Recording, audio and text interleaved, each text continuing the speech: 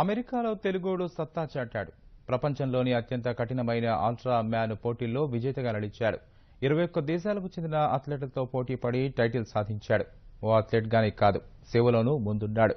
ప్రతిష్టాత్మక presidential award గెలిచి తెలుగోడి మనసును ప్రపంచానికి మరోసారి పరిచయం చేశాడు.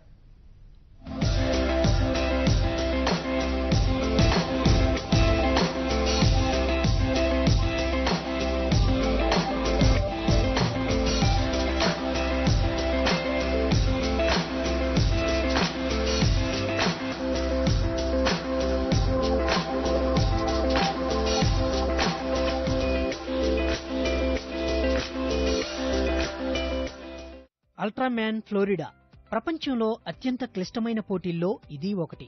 వివిధ విభాగాల్లో మొత్తం 517 కిలోమీటర్లకు పైగా సాగే ఈ పోటీలో విజయం సాధించాడు తెలుగు తేజం మన్మథ్ రెబ్బా.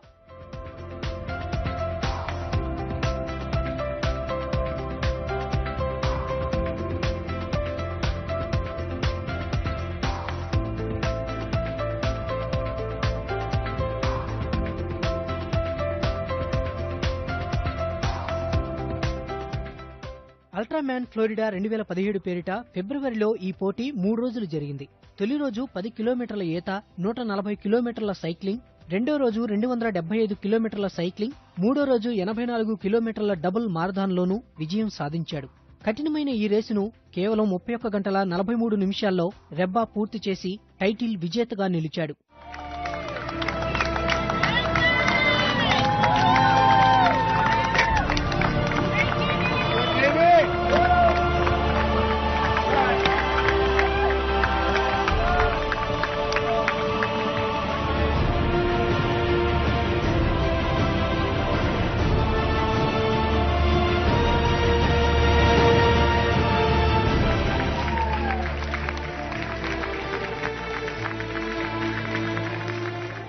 ఏటా జరిగే అల్ట్రామ్యాన్ ఫ్లోరిడా పోటీల్లో ఈసారి 21 దేశాల నుంచి 44 మంది అథ్లెట్లు పాల్గొన్నారు.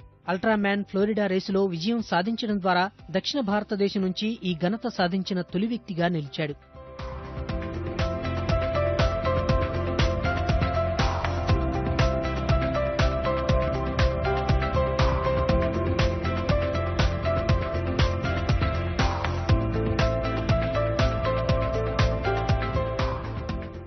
నాలుగేళ్ల క్రితం ఈత నేర్చుకోవడం నుంచి మొదలైన రెబ్బా ప్రయాణం చివరికి అతన్ని అల్ట్రా మ్యాన్ గా మార్చింది.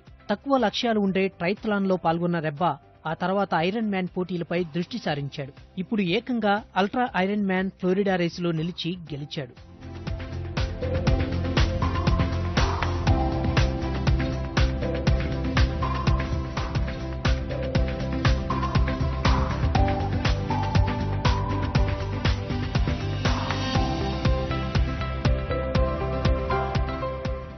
హైదరాబాద్కు చెందిన మన్మథ్ రెబ్బా హైదరాబాద్ జేఎన్టీయూలో ఆర్కిటెక్చర్ చదివాడు.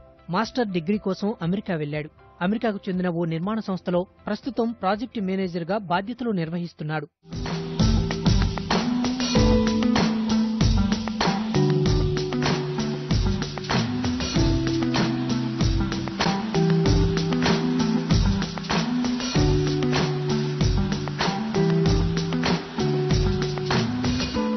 ఓ క్రీడాకారుడిగానే కాదు, మనసున్న మంచి మనిషిగాను మన్మథ్ రెబ్బా మన్ననలు అందుకున్నాడు. 2011 నుంచి అమెరికాలో నిలువ నీడలేని చిన్నారులకు అండగా నిలుస్తున్నాడు. ఈ సేవకు గాను ప్రతిష్టాత్మక ప్రెసిడెన్షియల్ అవార్డును మన్మథ్ రెబ్బా అందుకున్నాడు.